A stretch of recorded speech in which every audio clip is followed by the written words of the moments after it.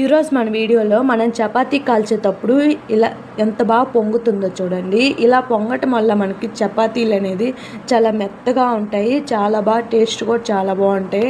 And పూరీలు కూడా చూడండి ఎంత బాగా పొంగుతున్నాయో.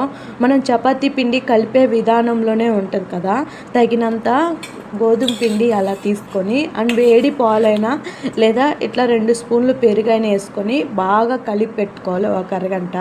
అట్లా పక్కన పెట్టుకున్న తర్వాత మనం చేయి పెట్టిన చేతికి టచ్ అవ్వకూడదు కలిపి పెట్టిన గోధుమ పిండి.